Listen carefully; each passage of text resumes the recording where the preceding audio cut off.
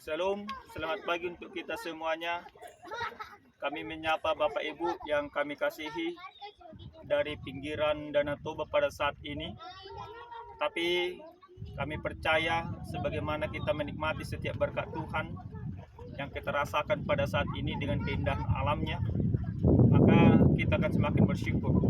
Oleh karena itu, dari pinggiran Danau Toba ini kami akan menyapa kita lewat kebenaran firman Tuhan. Sebelum kita mendengarkan kebenaran firman Tuhan, kita bersatu dalam doa. Kami bersyukur kepadamu ya Tuhan Allah Bapa kami, Allah yang maha baik, untuk segala kebaikan dan kemurahan Tuhan dalam hidup kami. Sebentar Tuhan, kami akan mendengarkan kebenaran firman Tuhan. Biarlah kerajaan Tuhan memberkati kami. Dalam nama Yesus kami berdoa. Amin. Jemaat yang terkasih di dalam Tuhan kita Yesus Kristus, mari kita buka Alkitab kita. Kita akan mendengarkan kebenaran firman Tuhan yang tertulis dalam kitab Kejadian pasal 41 ayat 37 sampai dengan 42. Demikian firman Tuhan. Usul itu dipandang baik oleh Firaun dan oleh semua pegawainya.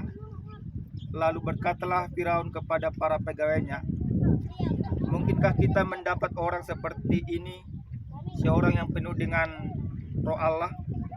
Kata Firaun kepada Yusuf, oleh karena Allah telah memberitahukan semuanya ini kepadamu, tidaklah ada orang yang demikian berakal budi dan bijaksana seperti engkau.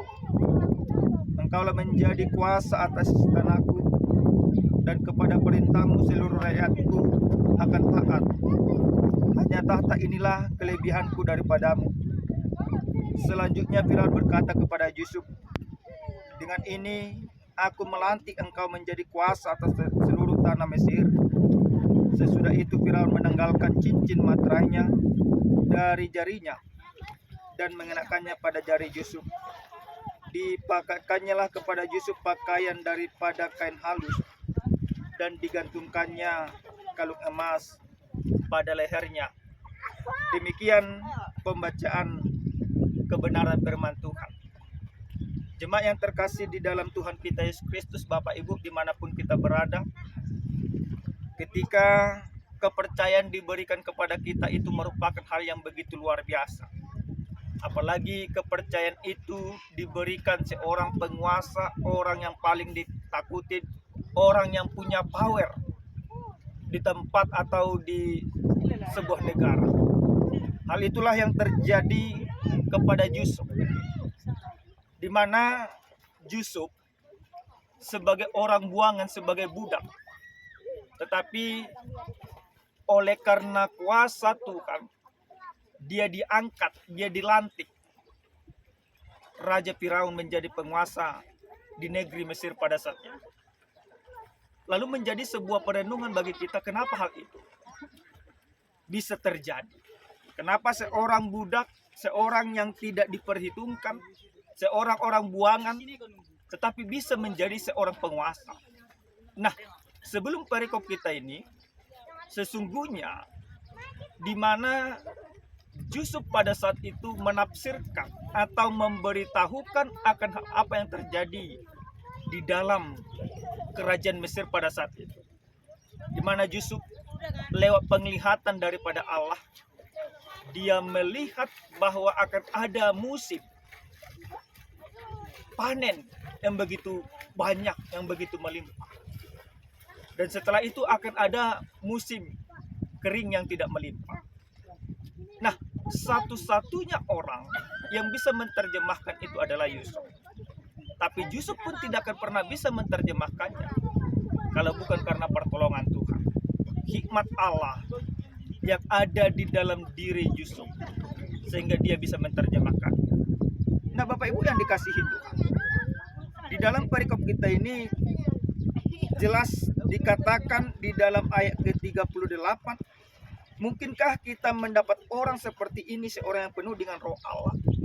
Pertanyaan ini tentu diajukan oleh Raja Firaun pada saat itu, karena memang tidak ada orang yang mampu menerjemahkan kecuali Allah di dalam diri Yusuf.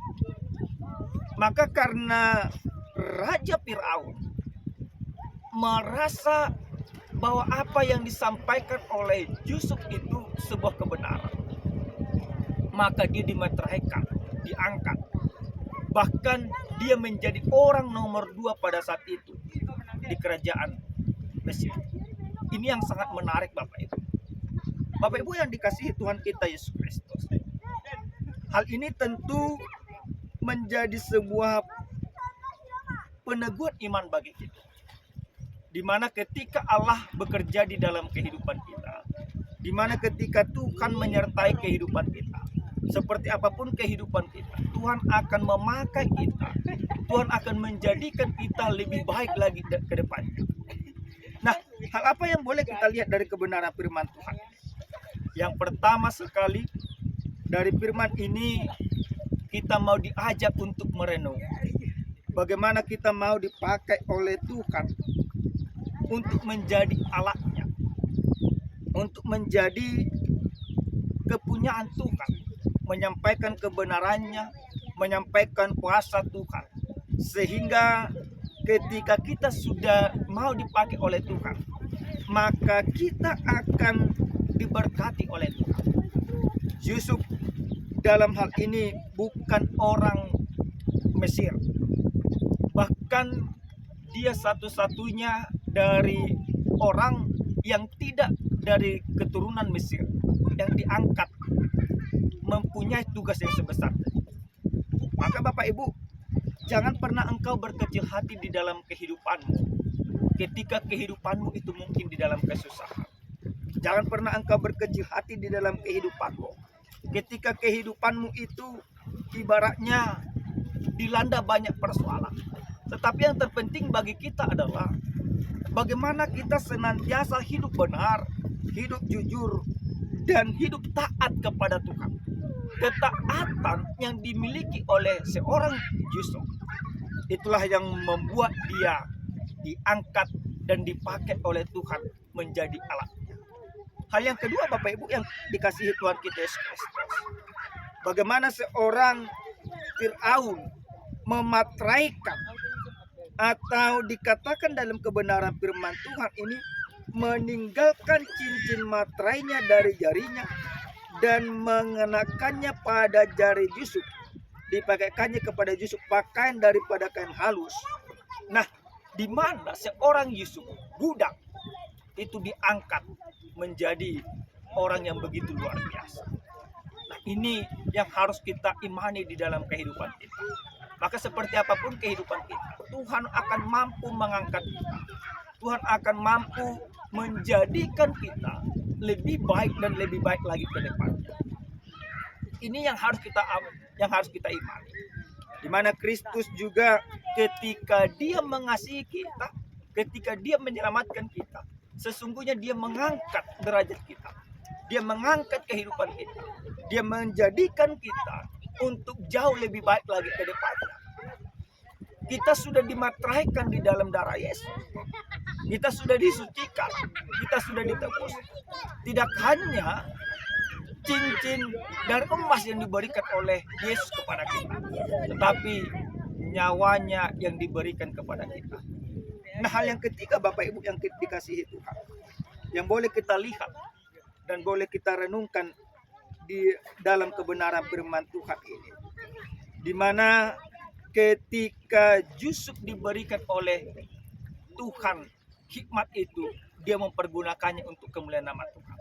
Tentu ini harus kita pahami Bapak Ibu. Banyak sekarang ini orang diberikan berkat yang berkelimpahan di dalam kehidupannya, tapi dia tidak pergunakan untuk kemuliaan nama Tuhan.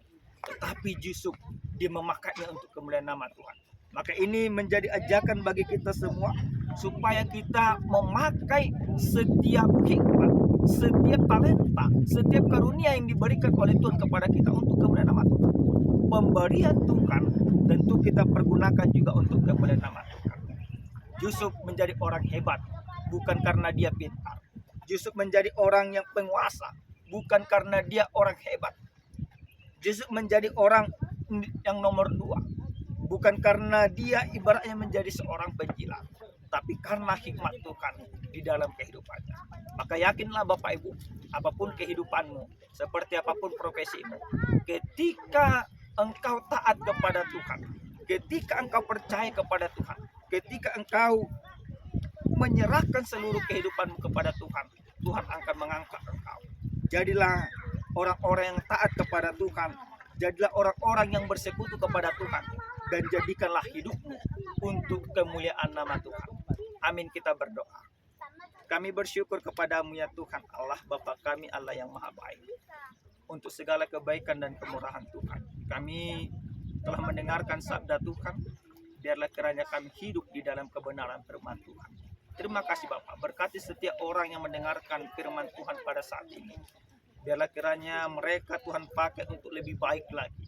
Mereka Tuhan angkat dari segala keterpurukan menjadi orang-orang hebat, menjadi orang-orang yang terberkati di dalam Tuhan. Terima kasih Bapak, dalam nama Yesus kami berdoa. Amin.